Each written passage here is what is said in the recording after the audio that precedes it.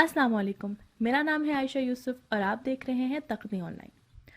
आज मैं आपको सैर करवाने लगी हूँ आसमान की, स्पेस की, खला की। और इस सैर के दौरान हम जानेंगे दिलचस्प कहानियाँ और मालूमात। तो मेरी पहली कहानी है एक मॉन्स्टर के बारे में। एक मॉन्स्टर, एक जिन, जो पता है कहाँ रहता है? जी हाँ, खला में रहता है, आसमान में, स्पेस में। ये जिन बहुत खतरनाक है। ये अपने गिर्द आने वाली हर चीज को निगल लेता है, खा जाता है। इस मॉन्स्टर का, इस जिन का नाम पता है आपको? इसका नाम है ब्लैक होल।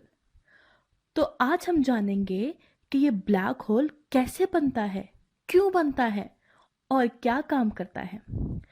इसके बारे में सबसे ज़्यादा सिंपल बात यह है कि ये ब्लैक होल एक बड़े से सितारे के मर जाने पर बनता है। यानी जब एक बड़ा सा सितारा जो हमारे सूरज से साइज में बहुत ज़्यादा बड़ा हो, जब वो मर जाता है तो वो ब्लैक होल बन जाता है। तो सितारा मरता कैसे है? सितारा ऐसे मरता है कि उसके अंदर का फ्यूल ख़त्म हो जाता है।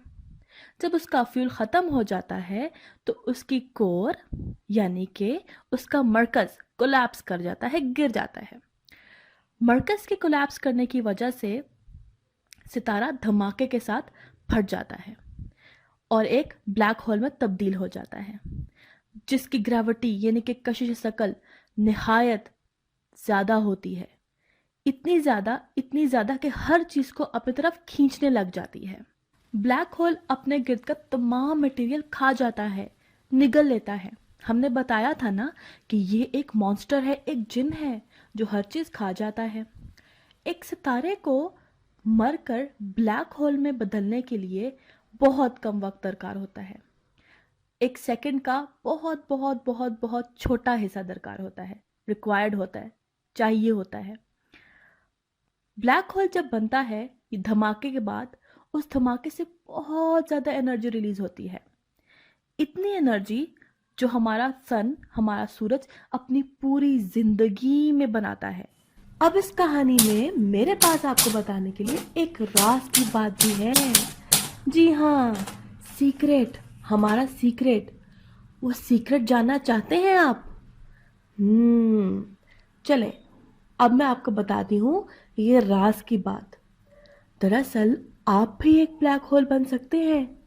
कितने मज़े की बात है ना ये, और डरावनी भी। जी हाँ, आप, मैं, हमारा कंप्यूटर, हम सब एक ब्लैक होल बन सकते हैं। मगर ऐसा क्यों है?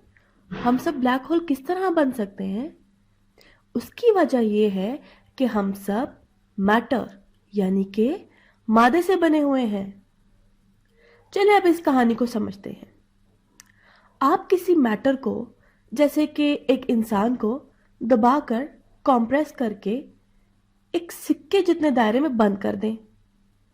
अब उस दायरे से निकलने के लिए उस इंसान को जितनी स्पीड, रफ्तार चाहिए होगी, वो स्पीड ऑफ लाइट के इक्वल होगी, बराबर होगी।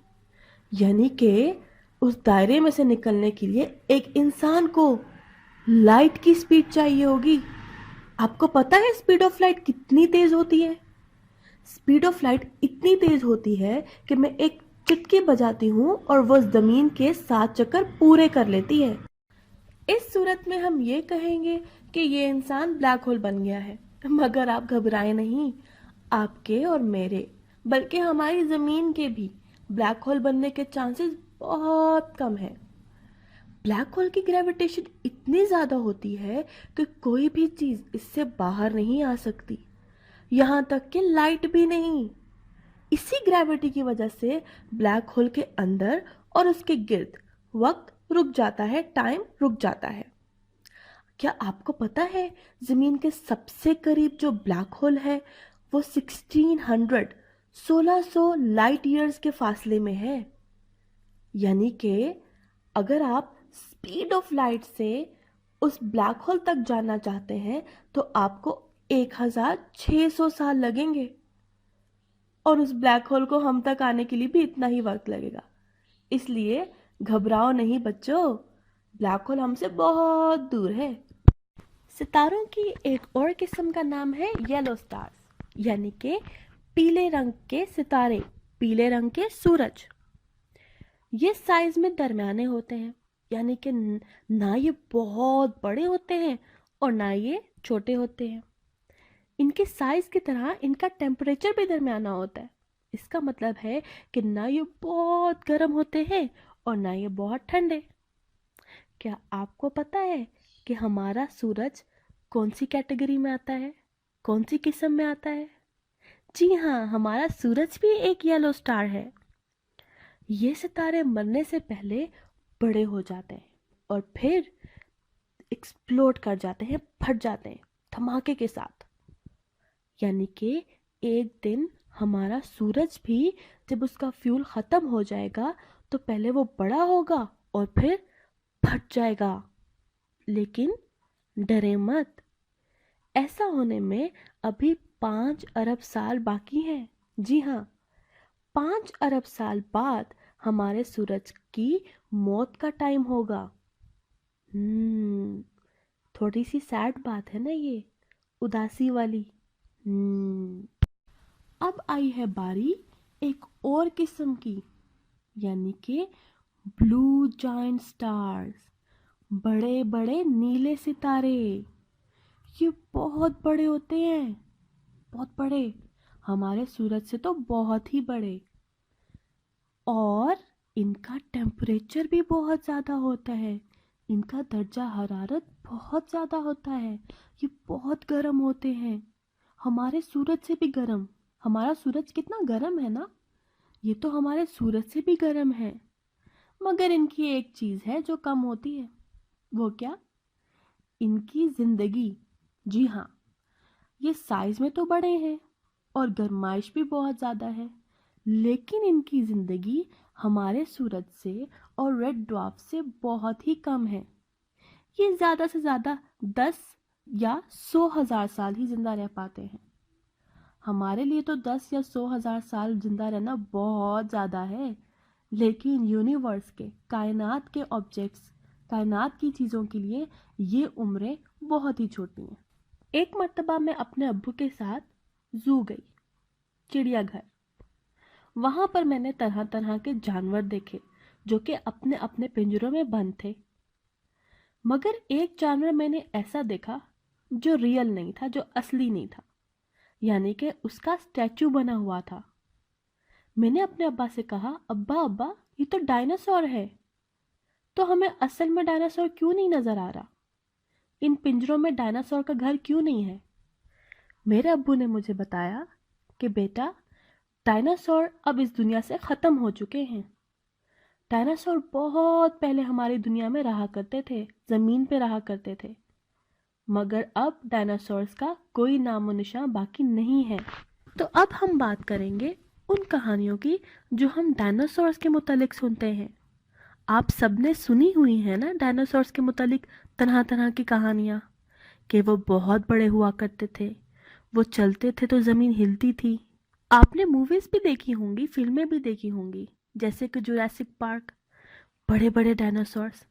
चलें आज हम देखते हैं कि डायनासोर से जुड़ी हुई कहानियों में कितनी सच्चाई है। हम सब जानते हैं कि दुनिया में अब डायनासोर का वजूद नहीं रहा, यानी कि उनकी पूरी नस्ल ख़त्म हो चुकी है। उनके बारे में हम तक जो भी मालूमात, जो भी इंफॉर्मेशन आई है, वो उनके फॉसिल्स, उनके बाकियात के ज़रिए पहुंची है। फॉसिल्स जानवरों और पौधों की बाकियात को कहते हैं। आमतौर पर कहा जाता है कि लफ्ज़ डायनासोर का मतलब है खतरनाक छिपकली, मगर ऐसा नहीं है। डायनासोर का मतलब है बहुत बड़ा। डायनासोर से मुतालिक एक गलत तासुर, एक मिथ ये भी है कि डायनासोर और इंसान एक ही वक्त पर ज़मीन पर पाए जाते थे। यानी जब डायनासोर्स इस दुनिया में ज़िंदा थे, चलते थे, रहते थे, उस वक्त इंसान भी मौजूद थे। मगर ये बात बिल्कुल ठीक नहीं है, ये बात गलत है। क्या आपको मालूम है इसकी क्या वजह है? इसकी वजह यह है कि डायनासोर्स को इस दुनिया से ख़त्म हुए हुए 65 अरब साल गुजर चुके हैं। जी हाँ, इतना टाइम गुजर गया है, जबकि इंसान को ज़मीन पर आए हुए तकरीबन 6 अरब साल ही गुजरे हैं। तो इंसान का और डायनासोर्स का एक वक्त पर एग्जिस्ट करना, एक वक्त पर पाया जाना एक गलत तासुर है, एक मिथ है। अब हम बात करेंगे एक ऐसी कहानी की जो कि डायनासोर्स के मुतालिक बहुत मशहूर है, और हम देखेंगे कि इस कहानी में किस हद तक सच्चाई है। बहुत से लोगों का मानना है कि डायनासोर्स का इस दुनिया पर से खात्मा एक एस्टेरॉयड इम्पैक्ट की वजह से हुआ, यानी एक बड़ा सा गोला आकर जमीन से टकरा गया। एस्टेरॉयड, जो कि मीटेरॉयड जैसा एक बड़ा सा पत्थर होता है, वो आकर जमीन से टकराया और तमाम डायनासोर्स मर गए। मगर साइंसदानों का कहना है कि हाँ, एस्टेरॉयड इम्पैक्ट की वजह से डायनासोर्स की मौत हुई होगी, मगर ये एक अकेली वजह नहीं है उनके खात्मे की। यानी कि एस्टेरॉयड इम्पैक्ट से पहले भी जमीन पर ऐसे हालात मौजूद थे जिनकी वजह से डायनासोर्स का खात्मा हो गया। हो सकता है कोई बड़ी सी सुनामी आ गई हो। अब ये बात तो हमें कंफर्म तो डायनासोर्स ही बता सकते हैं।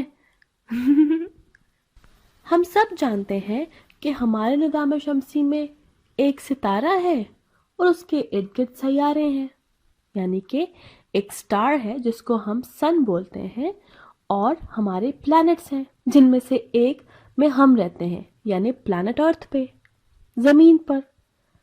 प्लैनेट्स के अलावा हमारे सोलर सिस्टम में, निज़ाम शमसी में कुछ और लोग भी रहते हैं। आपको पता है मैं किसके बारे में आपको बताने वाली हूँ? कॉमेट्स के बारे में। ये कॉमेट्स हमारे निज़ाम शमसी में भी रहते हैं और दूसरे निज़ाम शमसी से भी हमारे निज़ाम शमसी में दाखिल होते हैं। इन्हें हम कहते हैं कि ये बहुत कम पाए जाते हैं हमारे निज़ाम शमसी में भी और बाकी निज़ाम शमसी में भी, और इनको डर्ट बॉल भी कहा जाता है, यानी कि गर्द से बनी हुई गेंदें। इनको ऐसा क्यों कहा जाता है? क्या आपको पता है इसकी क्या वजह है? इसकी वजह ये है कि इनके अंदर होती है डस्ट, यानी कि गर्द, और आइस, बर्फ, और इनकी कवरिंग, इनकी कोटिंग पता है किससे हुई हुई होती है? एक रॉक से, एक पत्थर से। यानी कि एक पत्थर के अंदर डर्ट और आइस होती है, गर्द और बर्फ, और हम इन्हें कहते हैं कॉमेट्स। जैसा कि हमने अभी आपको बताया कि कॉमेट्स बहुत नायाब होते हैं, यानी कि कम पाए जाते हैं।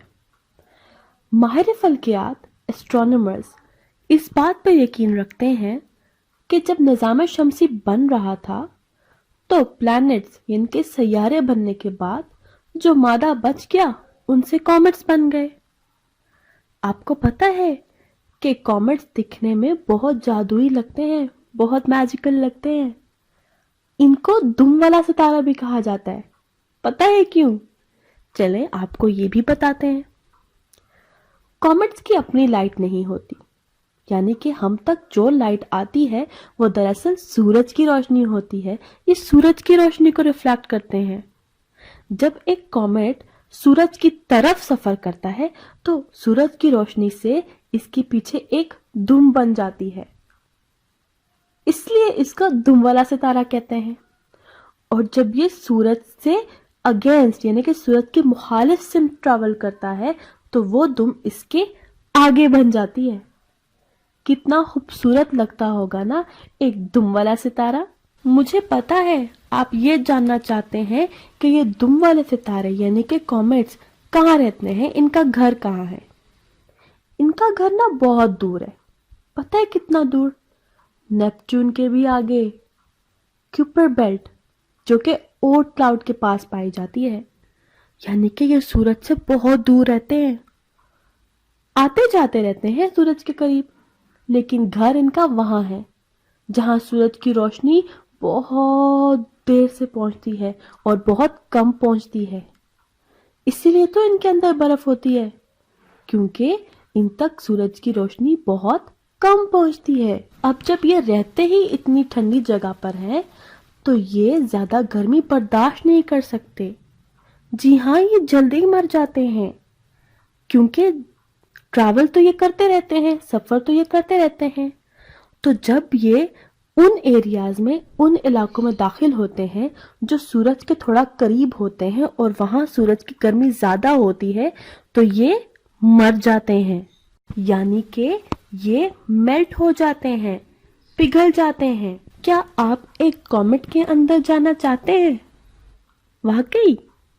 लेकिन जाने से पहले आप ये जानना नहीं चाहते कि कॉमेट के अंदर है क्या? चले मैं आपको बताती हूँ। कॉमेट के अंदर हमें बहुत छोटे छोटे माइक्रोस्कोपिक जर्रे मिलेंगे। पता है किसके? डस्ट के। जी हाँ। क्या आपको ये पता है कि कॉमेट का नाम कॉमेट किसने रखा? जैसे हमारा नाम हमारे माँ बाप या रिश्तेदार रखते हैं, उसी तरह कॉमेट का नाम भी किसी ने रखा है, लेकिन वो कॉमेट का रिश्तेदार नहीं है। वो है यूनान का, ग्रीक का एक बहुत ही मशहूर फिलोसोफर, फलसफी, एरिस्टोटल, अरस्तु। जी हाँ, अरस्तु ने कॉमेट का नाम कॉमेट रखा। और आपको पता है कि कॉमेट का मतलब क्या है? कॉमेट का मतलब है सर का बाल।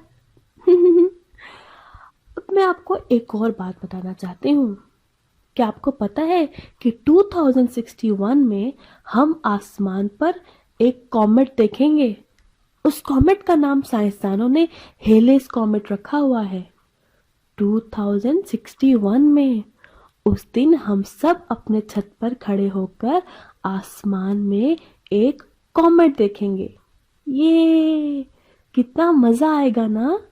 अब हम बात करने वाले हैं एक ऐसी चीज के बारे में जिसके बगैर हम कुछ भी देख नहीं सकते। क्या आपको पता है मैं किसके बारे में बात कर रही हूँ? अरे वाह, आप तो बहुत स्मार्ट हैं, बहुत ज़हीन हैं। बिल्कुल सही जवाब दिया आपने। हम लाइट के बारे में बात करने वाले हैं। रोशनी, लाइट, जो कि एक बहुत इम्पोर्टेंट, बहुत अहम फॉर्म ऑफ एनर्जी है। लाइट फोटॉन से बनी हुई होती है। फोटॉन्स विजिबल लाइट के स्मॉलेस्ट, सबसे छोटे यूनिट होते हैं। विजिबल लाइट से मुराद वो रोशनी है जो हम अपनी आंखों से देख सकते हैं, डिटेक्ट कर सकते हैं। क्या आपको पता है कि रोशनी किस तरह ट्रैवल करती है? ट्रैवल यानी कि सफर। रोशनी एक बहुत ही यूनिक, एक बहुत ही अलग बिहेवियर शो करती है। यानी रोशनी जर्रे की फॉर्म में भी ट्रैवल करती है, यानी कि पार्टिकल फॉर्म में भी, और वेव की फॉर्म में भी, यानी लहर की फॉर्म में भी। रोशनी अगर किसी ऑब्जेक्ट को हिट करे, किसी ऑब्जेक्ट से टकराए और उसमें से पास हो जाए, यानी कि उसमें से गुजर जाए, तो हम उस ऑब्जेक्ट को कहते हैं ट्रांसपेरेंट ऑब्जेक्ट, क्योंकि उसमें से रोशनी गुजर गई। यानी कि वो ऑब्जेक्ट जिसमें से रोशनी आर पार हो जाए उसको ट्रांसपेरेंट ऑब्जेक्ट कहते हैं। अब आपने पता है क्या एक्टिविटी करनी है? आपने एक पानी का गिलास लेना है और उसके बाहर टॉर्च ऑन कर देना है। जब उस टॉर्च को आप पानी के गिलास के बाहर रखेंगे तो आप देखेंगे कि टॉर्च की रोशनी गिलास के दूसरी तरफ भी नजर आ रही है। क्या आपको पता है इस बात से क्या चीज साबित हुई? बिल्कुल सही जवाब दिया आपने। पानी ट्रांसपेरेंट ऑब्जेक्ट है, यानी कि पानी के आर पार रोशनी आसानी से गुजर जाती है। अब कुछ ऑब्जेक्ट्स ऐसे भी होते हैं जो अपने अंदर से रोशनी नहीं गुजरने देते। इसका मतलब ये है कि जब रोशनी उनको हिट करती है, उनसे टकराती है, तो आगे गुजर जाने के बजाय वो अपना रास्ता बदल लेती है। ऐसे ऑब्जेक्ट्स को हम ओपेक ऑब्जेक्ट्स कहते हैं। जी हाँ, ओपेक ऑब्जेक्ट्स। ओपेक ऑब्जेक्ट्स जैसे कि लकड़ी, जैसे आपका फोन, आपका कंप्यूटर, और आप यानी कि हम इंसान भी ओपेक हैं, यानी कि इंसानों के अंदर से भी रोशनी नहीं गुजर सकती। अब कुछ ऑब्जेक्ट्स ऐसे होते हैं जो कि दरमियाने होते हैं। इसका मतलब ये है कि वो आधी रोशनी को तो अपने अंदर से गुजरने देते हैं और आधी को वापस कर देते हैं। ऐसे ऑब्जेक्ट्स को हम ट्रांसल्यूसेंट ऑब्जेक्ट कहते हैं, जैसे कि प्लास्टिक। क्या आपको मालूम है कि दुनिया में सबसे ज्यादा स्पीड यानी कि रफ्तार किस चीज की है? जी नहीं, स्पेस रॉकेट की नहीं, बल्कि लाइट की है। दुनिया में सबसे ज्यादा तेज लाइट की रफ्तार है।